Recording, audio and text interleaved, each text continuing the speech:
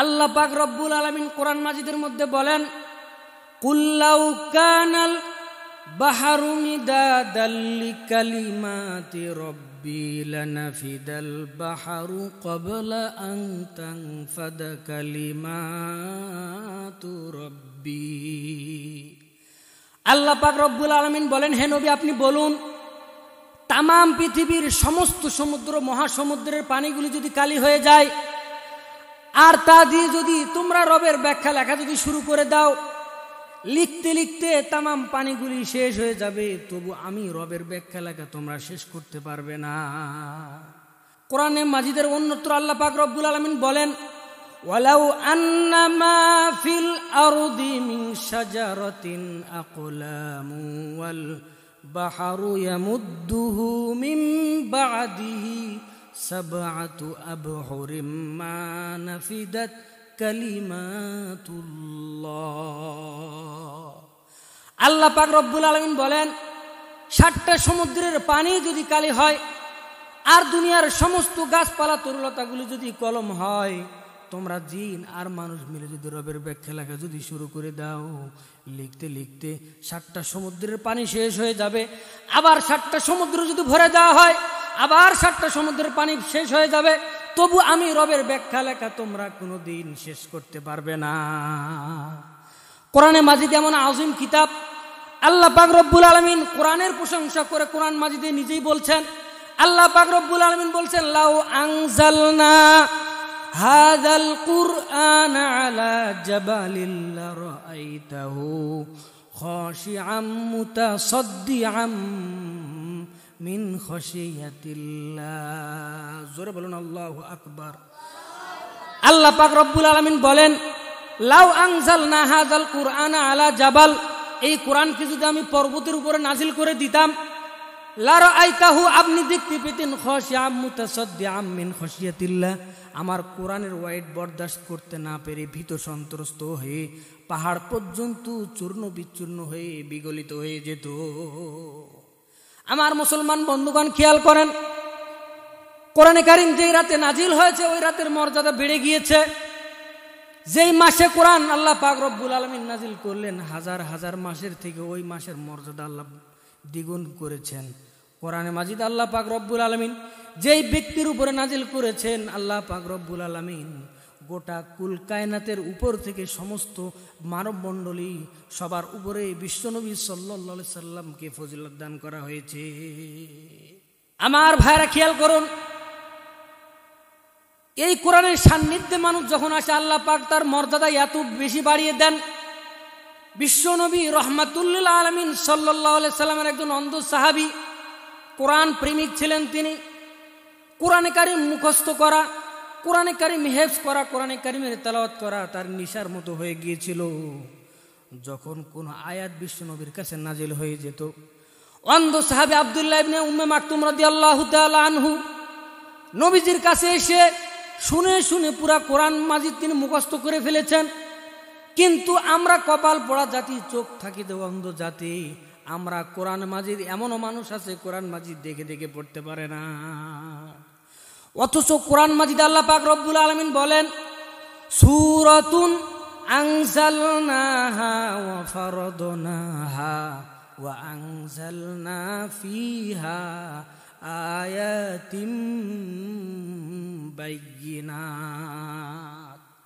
আল্লাহ পাক রব্বুল আলামিন বলেন, এই কোরআন আমি আল্লাহ নাজিল করেছি, আর এই কোরআনে কারীমের তেলাওয়াত গ্রহণ করা, শিক্ষা গ্রহণ করা প্রতিটি মুমিন মুসলমানের উপরে আমি ফরজ করে দিয়েছি। আজকে এমন এমন মানুষ আছে কোরআন দেখেও পড়তে পারে না, যার কারণে আমরা কোরআনের আলো থেকে দূরে বিদায়, কোরআনের শিক্ষা থেকে দূরে বিদায়, আজকে আমাদের সমাজ অন্ধকারে পড়ে গেছে, অন্ধকার ছেয়ে গেছে। অথচ কোরআন মাজিদ আল্লাহ পাক রব্বুল আলামিন নাজিল করেছেন অন্ধকার দূর করার জন্য। আল্লাহ পাক রব্বুল আলামিন সূরা ইব্রাহিমের প্রথমে বলছেন, আলিফ লাম রা কিতাবুন আনজালনাহু ইলাইকা লিতুখরিজান নাসা মিনাজ যুলুমাতি ইলান নূর। জোরে বলুন আল্লাহু আকবার। আল্লাহ পাক রব্বুল আলামিন বলেন, এই কিতাব আমি নাজিল করেছি এই জন্য মানুষদেরকে যেন অন্ধকারের পথ থেকে আলোর পথের দিকে যেন আপনি নিয়ে আসতে পারেন। এই জন্য আমি কোরআন নাজিল করেছি। অন্ধকার হলো কমিউনিজম, অন্ধকার হলো সেকুলারিজম, সমাজতন্ত্র, মানব রচিত যত বিধান রয়েছে সবগুলি হলো অন্ধকার। আর খেলাফাত মানহাজিহিন নবুয়া, এইটা হচ্ছে কেবলমাত্র আলোর পথ। জোরে বলেন ঠিক কিনা? আমার ভাইরা, কোরআন যেই যুগে আল্লাহ পাক রব্বুল আলামিন নাজিল করলেন ওই যুগটাকে বলা হয় আইয়ামে জাহিলিয়াতের যুগ। আপনারা তো জানেন যেই যুগে কোরআন নাজিল হয়েছে ওই যুগটাকে বলা হয় আইয়ামে জাহিলিয়াতের যুগ।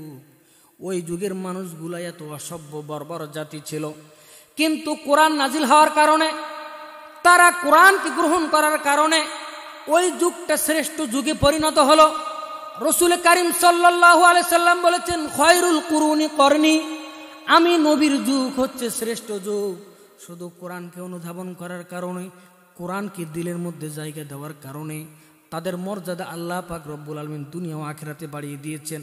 কোরআনকে গ্রহণ করার কারণে হযরতে আবু বকর রাদিয়াল্লাহু তাআলা আনহু সিদ্দিক আকবর হলেন। কোরআনকে গ্রহণ করার কারণে হযরতে উমর রাদিয়াল্লাহু তাআলা আনহু ফারুকে আজম হয়ে গেলেন।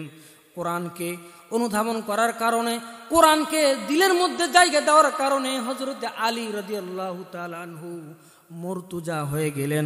কোরআনকে গ্রহণ করার কারণে হযরতে বিলাল হাবশী রাদিয়াল্লাহু তাআলা আনহু এত কালো ছিল, তার ঠোঁটটা ছিল ঝোলা এলোমেলো, কিন্তু কোরআনকে গ্রহণ করার কারণে, দিলের মধ্যে কোরআনকে জায়গা দেওয়ার কারণে আল্লাহ পাক রব্বুল আলামিন তার এত মর্যাদা দিয়েছেন।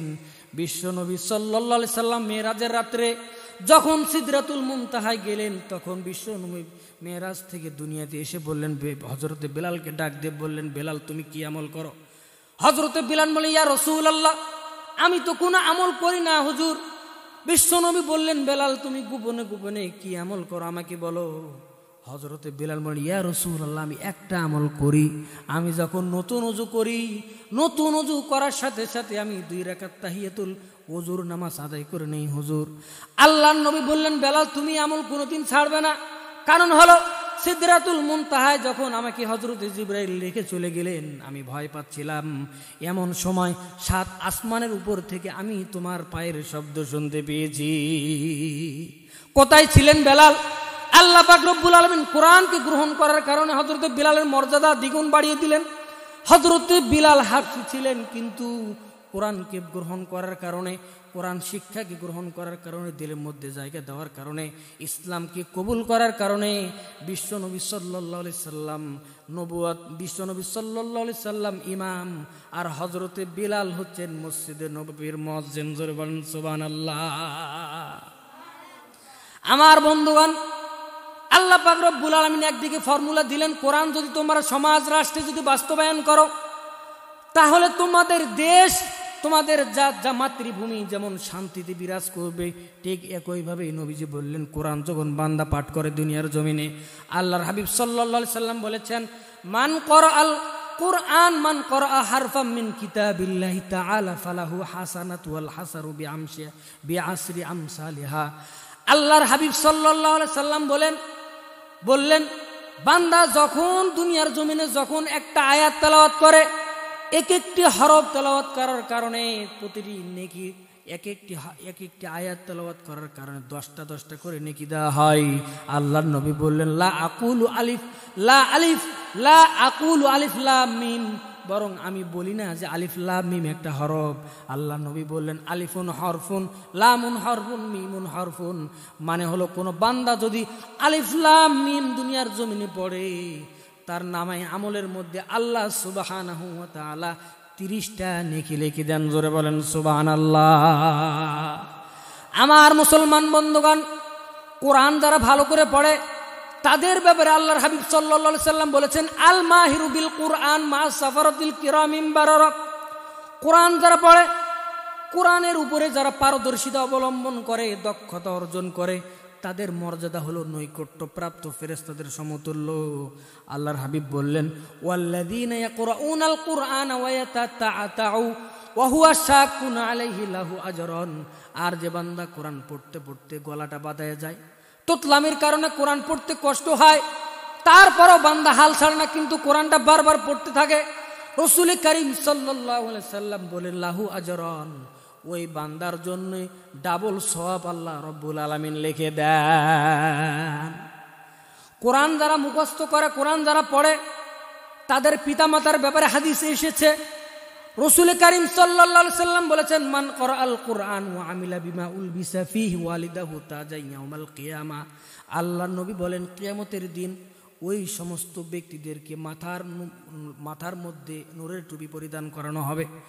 যেই সমস্ত পিতা হাফেজে কোরআনের পিতা, তাদেরকে এমন নূরের টুপি পরিধান করানো হবে চন্দ্র সূর্যের আলোটা ম্লান হয়ে যাবে।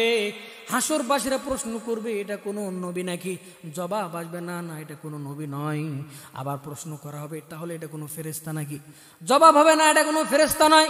হাসরবাসীরা প্রশ্ন করবে তাহলে কি জন্য তার মাথার মধ্যে এত নূরের টুপি পরিধান করানো হলো?